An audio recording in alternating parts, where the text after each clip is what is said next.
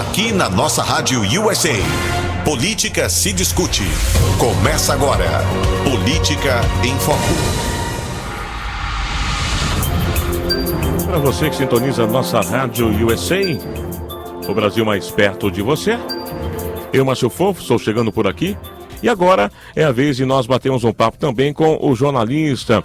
Ele que é, sem dúvida alguma, um premiado jornalista, vencedor do Prêmio ESSO de Jornalismo por diversas vezes. Autor de livros, comentarista também de segurança, atento à movimentação política do Brasil, sem dúvida alguma. Podemos dizer um pensador, né? Vai nos ajudar a entender também o momento que vivemos hoje como sociedade, né? Na busca da cidadania, na busca do engajamento, mas muitas vezes esbarrando também na intolerância. Eu falo então nesse momento com o Percival de Souza. Obrigado, Percival, de nos atender mais uma vez. Márcio, é um prazer voltar a falar com você e conversar com os nossos amigos brasileiros aí nos Estados Unidos. Legal. A gente é todo meu, Márcio. Pois é, eu agradeço demais a gentileza de novamente nos atender, né? O pessoal de Souza, que é um amigo de longa data e que agora conversa com os ouvintes da nossa Rádio USA. A gente tem abordado aqui na edição do Política em Foco de hoje, bem como fizemos na semana passada, né? No dia do feriado de 7 de setembro, as manifestações. Já repercutimos aqui a exaustão, inclusive os desdobramentos, né? Políticos para o Brasil de forma prática. Falamos sobre as falas do presidente Bolsonaro, a postura adotada por ele, essa questão também do embate entre os poderes no Brasil, legislativo, executivo e também judiciário. Mas eu gostaria de me debruçar junto com o Percival nesse momento para entendermos a reação das pessoas, né? Eu, na minha abertura aqui, eu falei sobre o interesse cada vez mais crescente. Parece que, não sei, né? Mas eu tenho a impressão que de 2013 para cá, se aflorou demais o interesse, o engajamento das pessoas com relação ao tema política. Isso veio para o bem, mas trouxe consigo também alguns malefícios, né? A gente percebeu famílias sendo desestruturadas, né? Amigos de longa data desfazendo laços de amizade, tudo em função da política. Por que as pessoas acabaram entrando, então, nesse verdadeiro turbilhão, hein, Percival? O que você acha? Eu também estou observando isso que você mencionou, e a gente que já viveu um pouco mais, Márcio, a gente já assistiu todo tipo de filme, né? Já vimos vários filmes, vivemos várias situações. Então, isso que você disse quer dizer o seguinte: as pessoas perderam a capacidade de dialogar, de aceitar a ideia do outro, de conversar com o outro. As pessoas querem que prevaleçam sempre a própria opinião, não admitindo contestação. E quando há engajamento político ideológico, como acontece intensamente hoje no Brasil, essa relação se torna problemática, complicada e às vezes se torna até violenta. Você falou, eu confirmo. Eu conheço muitos casos de famílias que se desestruturaram, amizades rompidas depois de longos anos de existência, tudo em função da política e da ideologia. Eu acho particularmente que a ideologia e a política não merecem tudo isso aí. Eu prefiro outro tipo de relacionamento. Mas no Brasil, no momento, há uma dificuldade muito grande de compreender essa situação, o que me leva, exatamente pelo fato da ideologia ser despida, de modo geral, de conteúdo, de consistência, de densidade. Eu estou acreditando, Márcio, que esquerda e direita no Brasil viraram apenas sinais de trânsito. Não significam mais do que isso, Márcio, sinais de trânsito. Você vai para a esquerda ou vai para a direita? Porque a argumentação de ambos os lados tem sido bastante precária, Márcio. Agora, Percival, muito se fala também, né, na busca da, então, pacificação, né? Há alguns anos a gente fala, não, agora parece que a nação vai ser pacificada com esse novo líder, houve uma grande expectativa, né, com a ascensão do presidente Jair Bolsonaro, que talvez o Brasil pudesse viver um novo momento, parece que essa tão sonhada e aguardada pacificação não veio, né, muito pelo contrário, nas plataformas digitais, hoje as redes sociais também dando palco, né, para que as pessoas continuem, né? Antes a discussão era tomando talvez, né, uma bebida num bar, discutindo com um amigo, fazendo ali um happy hour, né? Hoje as pessoas parece que se mantêm em discussão praticamente 24 horas por dia. Basta abrir o celular e você tem ali alguma postagem onde você de repente se sente no direito de contestar, né? E aí está dado o início, né, ou reinício, né, às discussões. O fato, talvez, como você bem disse, de não existir uma ideologia muito bem definida, por exemplo, dentro até mesmo dos partidos políticos e dos políticos que, em tese, deveriam representar os seus eleitores, acaba fazendo com que o eleitor busque sempre personificar a salvação em uma pessoa. Essa busca do salvador da pátria talvez também esteja contaminando ainda mais o debate político no Brasil, Percival? Sim, Márcio, você vê que o salvador da pátria, nós temos um longo histórico desse sentido, né? E há décadas, né? Getúlio Vargas foi um salvador da pátria. Jânio Quadros foi um salvador da pátria. Fernando Collor de Mello foi um salvador da pátria. Bolsonaro apresentou-se como um salvador da pátria. Lula foi um salvador da pátria. Então é difícil você, num país de 200 milhões de habitantes, personificar numa pessoa que assume o papel de uma entidade sintetizada em alguém, possa modificar esse estado de coisas. Agora, aqui a gente procurando ver as coisas com um olhar absolutamente isento, cartesiano, a gente verifica o seguinte, Márcio, esses 200 milhões de pessoas, que é a população brasileira estimada, esses 200 milhões, entendo eu, não podem de jeito nenhum ser resumidos eleitoralmente a duas pessoas. Isso é totalmente absurdo. Você transforma em 200 milhões de pessoas um Lula ou Bolsonaro. Por essa razão, exatamente por ela, eu, cartesianamente falando, te digo o seguinte: o Bolsonaro não foi eleito por ele mesmo. Eu tenho certeza, observando a tudo, que quem elegeu o Bolsonaro, a rigor, foi o Partido dos Trabalhadores.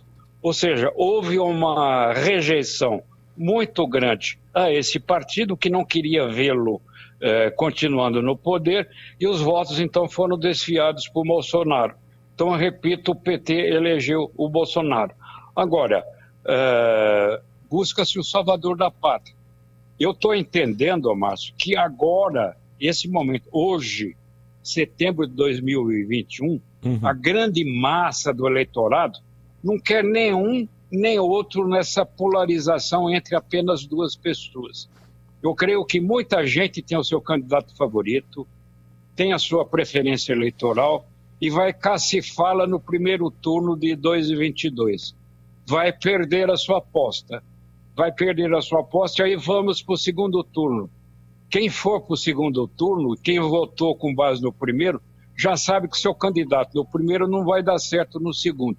E aí, Márcio, surge a famosa terceira via, que por enquanto é um mistério, é uma incógnita. É um sujeito oculto até o momento, né? Então, quem aparecer aí, seja como salvador da pátria ou disfarçado, alguém confiável, alguém que não dispomos no momento, esse alguém vai levar a bola do jogo. Me parece que a situação é essa. Pois é, mas até analisando essa questão que a gente pensou juntos agora, a respeito de ter talvez, né, depositado toda a esperança num salvador da pátria, uma vez que até mesmo as pesquisas demonstram, né, que existe muito indeciso ainda, né? Existe um percentual cativo já de eleitores do ex-presidente Lula, um percentual também bastante cativo junto ao presidente Bolsonaro, não mais aquele percentual que lhe concedeu, né, a vitória em 2018, mas ainda mantém, né, um reduto eleitoral muito consistente. Mas, em busca dessa tão sonhada terceira via, o eleitor não pode incorrer no mesmo erro de repente, depositar a esperança em uma nova pessoa, em um novo salvador da pátria? O eleitor pode errar, e ele é induzido a errar, porque, na verdade, os candidatos em potencial, Márcio, eles olham segmentos da sociedade como currais eleitorais. Eles acham que podem empurrar uma boiada, acham que pode conduzir esses bois do jeito que eles tocarem o berrante. Eles acreditam nisso tudo. Por exemplo, os currais chamados evangélicos. O que é ser evangélico no Brasil hoje? É uma coisa não definida. Você tem meia dúzia de gatos pingados que não representam de jeito nenhum os evangélicos autênticos. Então, os evangélicos de verdade se veem rotulados, se veem até, às vezes, humilhados, envergonhados de serem vinculados a um certo rebanho. E você vê isso, por exemplo, vou te dar 2 exemplos. O PT, por exemplo, criou uma ala evangélica. Quer dizer, uma ala, um partido ideológico do trabalhador com uma ala evangélica. Ô, Márcio, convenhamos que isso é grotesco, é ridículo. Seria que o marxismo evangélico, né? Então, você vai no Rio de Janeiro, tem uns morros lá infestados por traficantes, surgiram as seitas dos traficantes evangélicos. Vê se pode um negócio desse. E o Ciro Gomes, que é um candidato em potencial, ele, por instrução do seu marqueteiro, agora ele passou a andar de Bíblia na mão, citar eventualmente alguns versículos e se dirigir aos seus eleitores em potencial como irmãos. Márcio, fica difícil, hein? Fica difícil. Agora, isso exige do eleitor uma capacidade de discernimento, uma cultura política, sabedoria na hora de escolher, sabedoria na hora de votar, que você não tem. Sim, você não tem nem na universidade, nem na periferia das cidades. Você vê um engajamento totalmente fanatizado, você vê pessoas se vincularem a alguém de um partido, como se esse partido fosse um tótem a ser reverenciado, cultuado, seguido, obedecido, qualquer que seja o preço disso. Então, o novo tótem, a Babel do momento, ela está difusa. Nós temos a Babel difusa e muita gente seguindo de maneira ortodoxa essas Babéis. Isso é terrível para o Brasil como nação, isso é terrível para o Brasil como país, e é o que eu gosto de dizer. Nós, brasileiros, temos uma nação, temos um só idioma, temos uma só língua e temos principalmente um só povo. Isso está difícil entrar na cabeça de muita gente, mas nós somos um só povo. É incrível isso aí, porque a política hoje, feroz, belicista, ela divide as pessoas em categorias, eles, elas, nós, eles, e não é por aí que nós vamos chegar a uma melhor solução que satisfaça os melhores interesses e objetivos do povo brasileiro. Sem dúvida alguma, né? Aquela política do eles contra nós, né? E também de repente adotar um padrão, né? Dividir para poder governar. Percival de Souza, sim. Quero agradecer demais a sua participação, a sua gentileza, né? Nesse momento aí, tirar também do seu descanso, né?